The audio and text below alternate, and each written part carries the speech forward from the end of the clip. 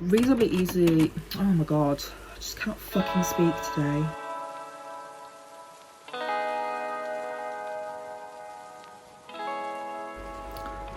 Hi pals, it's me again, Artie, back at you with some fucking book recommendations, innit? So, my last non-fic book video was not LGBTQ plus specific, but I mean, I think most of them on that list were written by queer people. Also, I have been stung by something, so if you can see it, it do not exist, alright? And then also, one of the books is by someone who really just outed themselves as transphobic. I mean, it's something that sort of lurked across the internet for a while, but I could never find anything specific, and then something specific like literally happened on my Twitter timeline, which is fun. So I thought I should probably redo that video. But also I'm working on a blog collab that should be out the next couple of days after this video, for LGBTQ plus specific non-fiction book recommendations. So I will link my blog down below. I'll link the post down below if I can remember to come back and edit it. And it's me and one other person doing this collab. So I just thought it would be great timing to just do all this in one go. So these are the books that I have personally read so far already. If you're looking for or enjoy non-fiction books but want more queer and trans diversity in your reading, so here we go. So my most recent read is from Amelia Abraham, oh my god, fuck's sake, every single time. We Can Do Better Than This, 35 Voices on the Future of LGBTQ plus Rights. I read this on NetGalley. This came out earlier this year, during June, I think. I really enjoyed the essays. I wasn't sure I would feel entirely represented because a lot of these books don't tend to involve a lot of disabled queer people, but actually it did. One of them is Drew, who I was on their podcast like at the very beginning of this year. So long ago. I've also linked that down below as well, along with like just generally just a bunch of other queer celebrities, activists, etc. from around the world. Some of them hit harder than others. Some of them felt a bit more personal and deeper than other ones that were a little bit more surface level, but I think it was a really great book that also discussed things that people can actively be doing to help continue to improve queer and trans people's lives around the world. The blurb says, how can we create a better world for LGBTQ plus people? Ollie Alexander, Peppermint, Owen Jones, Beth Ditto, who has an autoimmune disease by the way, Holland and more share their stories and visions of the future. We talk about achieving LGBTQ plus equality, but around the world, LGBTQ plus people are still suffering discrimination and extreme violence.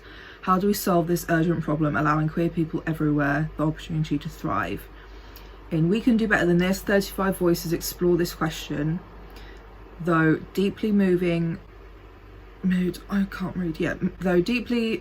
stories and provocative new arguments on safety and visibility, dating and gender, care and community. They present a powerful manifesto for how, together, we can start to create a better future.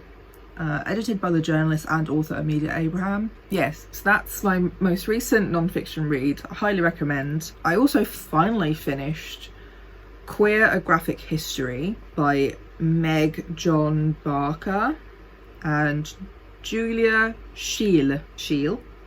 Activist, academic Meg John Barker and cartoonist Julia Scheel illuminate the histories of queer thought and LGBTQ plus action in this groundbreaking non-fiction graphic novel. From identity politics and gender roles to privilege and exclusion, Queer explores how we came to view sex, gender and sexuality in the ways that we do, how these ideas get tangled up with our culture and our understanding of biology, psychology and sexology, and how these views have been disputed and challenged. Along the way, we look at key landmarks which shift our perspective of what's normal.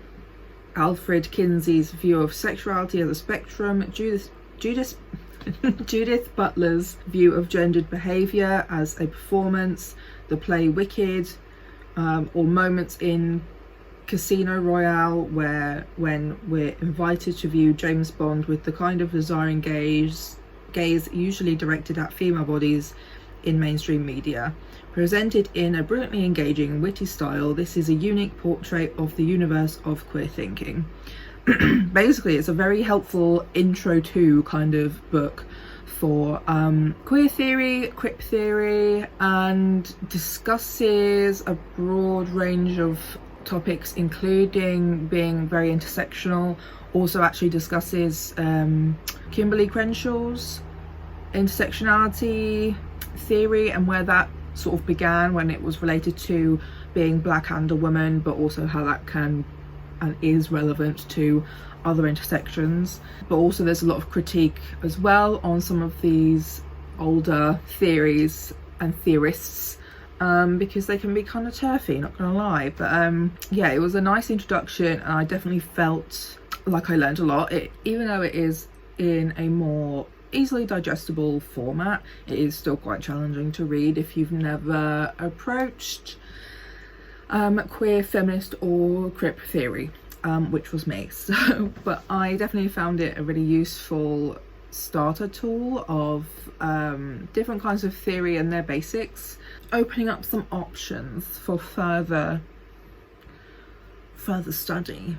I've also just read a lot of non-fiction this year, it feels, because my read list has lots of non-fiction that isn't LGBTQ+ specific. So if you would like to hear more about generally non-fiction books that I've read and my thoughts and opinions on them, let me know if you'd like that down in the comments. You know, would you like to only hear about the ones that I enjoyed and would recommend, or would you just like to hear about all of them generally? Let me know. So obviously we have that James Baldwin again, Dark Days, the really short 3-essay book that you can get for £1, I think, still on like Penguin's website, something like that. Again, it's kind of like a really good intro to him as a writer if you're not sure you want to like spend money on like a full book. I found his essays relatively easy to digest, and they were really impactful.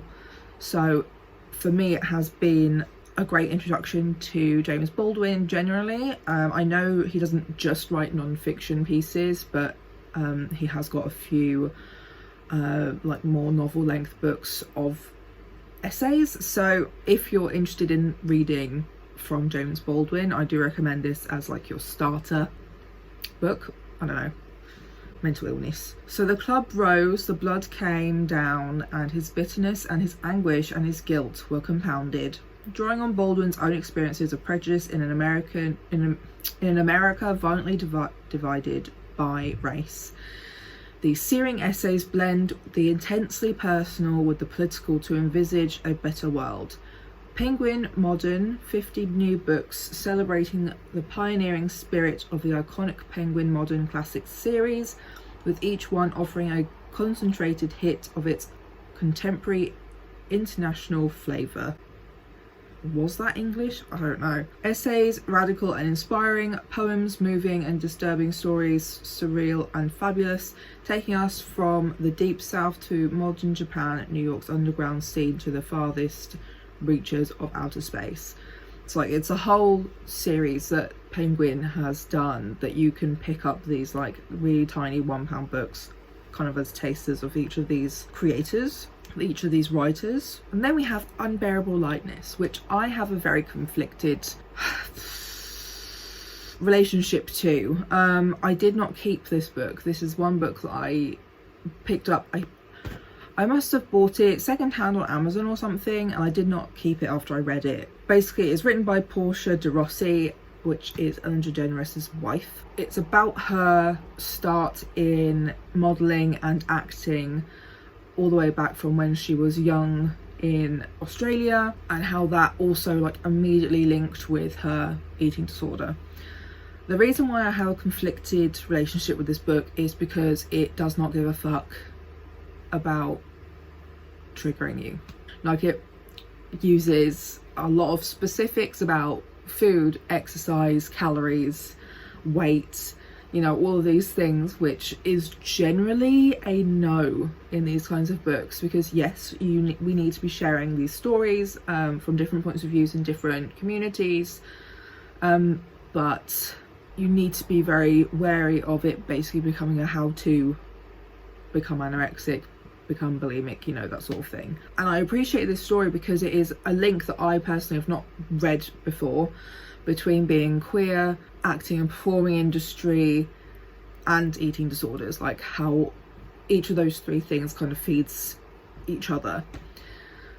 Because she didn't come out for quite a long time, and as someone who dealt with disordered eating along with being in the performing arts, I appreciated seeing that point of view from someone, because a lot of them tend to be only modelling or just any person with an eating disorder. There's no link to any other thing that I could relate to, like being queer as well, and how that has an emphasis on your mental well-being. I didn't decide to become anorexic. It snuck up on me disguised as a healthy diet, professional attitude. Being as thin as possible was a way to make the job of being an actress easier. Like, even in this blurb it fucking says how much she weighed, so please don't read this book if you may be triggered by anything like that. She was X amount of pounds when she collapsed on the set of Hollywood film in which she was playing her first leading role. This should have been the accumulation of all her years of hard work, first as a child model in Australia, then as a cast member of one of the hottest shows on American television. On the outside she was thin and blonde, glamorous and successful. On the inside she was literally dying. In this searing, unflinching, honest book, Portia de Rossi captures the complex emotional truth of what it is like when food, weight and body image take priority over every other human impulse or action. She recounts the elaborate rituals around eating and eating that came to dominate hours of every day, from keeping her daily calorie intake below X calories to eating precisely measured amounts of food out of specific bowls and only with certain utensils. I think as well, one of the important parts to remember of her story is that a lot of this was happening during the heroin chic of like late 90s to early 2000s, which is the time period that I was growing up in. Like, my formative years were absolutely clogged with emaciated bodies. Back then you literally wanted to look like you were dying. That does a lot to your mental well-being, so still tackling that as a almost 27-year-old, you know. Then I have the Fierce Femmes and Notorious Liars by Kai Cheng Tom. Fierce Femmes and Notorious Liars, a dangerous trans girl's confabulous memoir by Kai Cheng Tom, is the highly sensational, ultra exciting, sort of true coming of age story of a young Asian trans girl, pathological liar and kung fu expert, who runs away from her parents' abusive home in a rainy city called Gloom. Striking off on her own, she finds her true family in a group of larger-than-life trans femmes who live in a mysterious pleasure district known only as the Street of Miracles. Under the wings of this fierce and fabulous flock, dearly blossoms into the woman she has always dreamed of being, with a little help from the unscrupulous Dr. Crocodile. When one of their numbers is brutally murdered, the protagonist joins her sisters in forming a vigilante gang to fight back against the transphobes, violent Johns and cops that stalk the Street of Miracles. But when things go terribly wrong, she must find the truth within herself in order to stop the violence and discover what it really means to grow up and find your family. So this is like a very non-traditional non-fiction book. It's very fantasy-esque. You can't always tell what is a metaphor and what is literal. But I really found the way it was written extremely interesting, very experimental, and I really enjoyed it, even though I was quite confused for a lot of it. Oh, pardon me. And then we have my staple, Fully Functioning Human Almost, Living in an Online Offline World by Melanie Murphy. The one book that I constantly fucking talk about. Growing up in an online age, becoming an internet sensation with 500,000 followers on her YouTube channel, Irish girl Melanie Murphy's journey has been far from ordinary. Here in her first book, she shares the ups and downs of her life, from dealing with online bullying to living with anxiety and eating disorders, to coping with acne and coming to terms with her sexuality. Melanie shows us how through difficult times we can learn the most about ourselves, and that by learning to value and love ourselves, we can overcome whatever life throws at us. So it's a mixture of a memoir and a self-help book. She talks about disordered eating, sexuality, family, abusive relationships, you know, all that sort of thing. And I constantly say on my channel and on my blog, you know, this is the book that made me dump my ex. And move on. So, a book that had that much of an impact on my life, I really can't help but continue fucking telling you to read it. Melanie has also now since written one fiction book called If Only, and her second one is coming out soon. And you know, at the end of this book is when she's talking about, oh well, there's a blossoming romance with a certain fella, and like, and now several years later they are married with a baby, you know, adorable, disgusting. And they've known each other for 10 years prior to ever actually getting together, you know, the love story of all love stories. Friends to lovers, my absolute fucking weakness. So yeah, I just always recommend people read it. So I have another book by Amelia Abraham. Yes, Amelia Abraham. Queer Intentions, A Personal Journey Through LGBTQ plus Culture. This is a book that, this is the first book she brought out where she has written everything. She interviews a bunch of people, so it is different people's stories, but it's written by her, and she interviewed a selection of people around the world. Queer Intentions provides the ultimate exploration of the joys and pains of being LGBTQ plus in the West, at a time when queer culture has never been so mainstream. Today, the options and freedoms on offer to LGBTQ plus people living in the West are greater than ever before. But is same-sex marriage, improved media visibility and corporate endorsement all that is cracked up to be? At what cost does this acceptance come, and who is getting left behind, particularly in parts of the world where LGBTQ plus rights aren't so advanced? Combining intrepid journalism with her own personal experience, Amelia Abraham searches for the answers to these urgent challenges, as well as the broader question of what it means to be queer in 2019. With curiosity, good humour and disarming openness, Amelia takes the reader on a thought-provoking and entertaining journey. Join her as she cries at the first same-sex marriage in Britain, loses herself in the world's biggest drag convention in LA, marches at pride parades across Europe, visits both a transgender model agency and the Anti-Violence Project in New York to understand the extremes of trans life today, parties in the clubs of Turkey underground LGBTQ plus scene, and meets a genderless family in progressive Stockholm. There was a documentary show by Elliot Page and their queer friends called Gaycation, where they travel around the world to different queer people, queer locations, to experience and understand what being queer and the queer scene is like in different places around the world. So that's basically what this book is just going around the world and speaking to people about their experiences of being queer, or like the spaces available to them and the risks. I highly recommend that. There is also some history, like I think this is where I first learnt about ballroom, but yeah, it's kind of like the Queer, a graphic novel where it's like an intro to queer history and queer geography, I guess. Queer geography. But that was a really enjoyable book, and I recommend that one too. So those are all the books that I have read so far. I'm currently reading 2 from NetGalley as well. Deep Sniff, A History of Poppers and Queer Futures. I don't know, it sounded interesting. I know nothing about poppers. I know the basics of what most people know about poppers.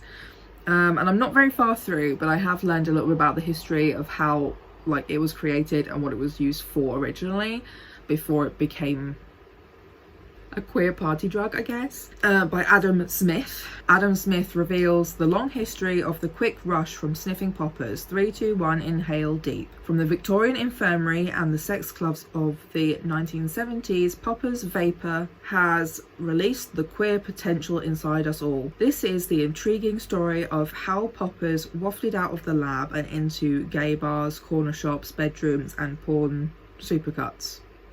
Whatever that means. Blending historical research with wry observation, Adam Smith explores the cultural forces and improbable connections behind the power of poppers. What emerges is not just a history of pub raids, viral panics, and pecks the size of dinner plates. It is a collection of fresh and provocative ideas about identity, sex, utopia, capitalism, law, freedom, and the bodies that we use to experience the world. In Deep Sniff, what starts as a thoughtful inquiry into poppers becomes a manifesto for pleasure.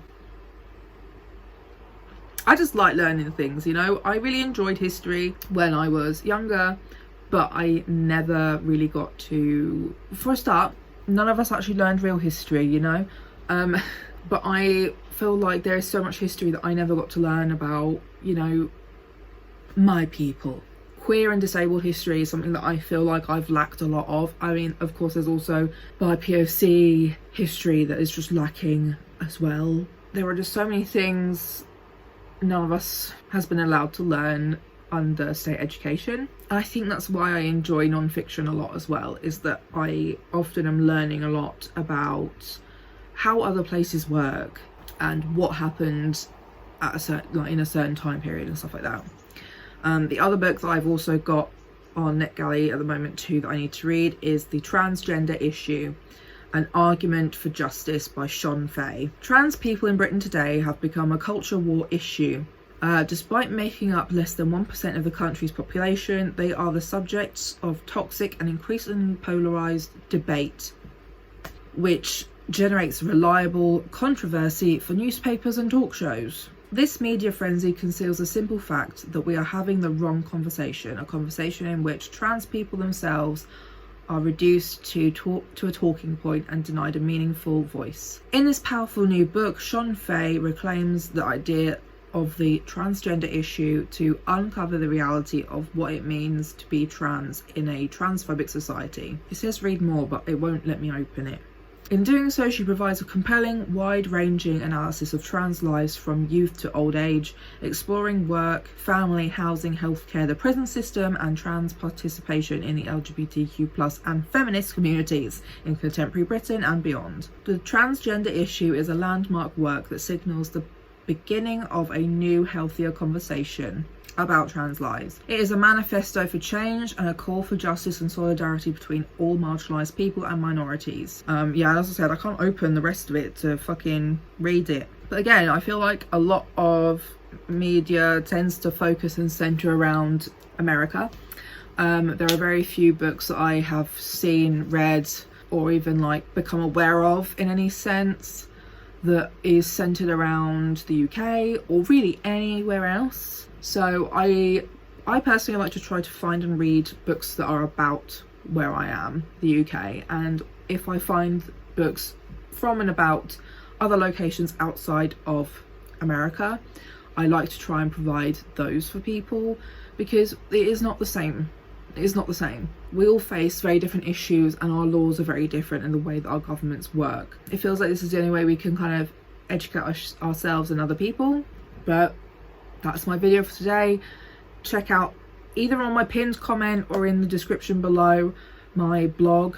The post will be up in a few days for more recommendations, but of books that I haven't yet read. I also have a large non-fiction TBR blog post from like a year and a half ago or something like that, with like just general non-fiction books on there. Yeah, leave a like, comment down below if you would like to see more videos like this about non-fiction books, or you know, just let me know what you want to hear more about in relation to books. I'm not gonna lie, my book videos do not get many views and I would like to know why. Subscribe to my channel. I would really like to reach 450 subscribers, maybe 500 by the end of 2021. That would be amazing. It really means a lot to me, as I'm really working very hard to try and create to turn stuff I love, like my YouTube content, my blog content, you know, things like that, into an actual form of income, because I am unable to work, and that's something that I plan to go into a lot more into the future as well, because I am currently dealing with some traumas. So I don't want to trigger myself to make a YouTube video, you know, but hopefully I'll be getting to the point where I feel able to discuss some of the awful things I've been through in jobs I've had, to explain to you why being disabled in my myriad of ways makes it impossible to work traditionally.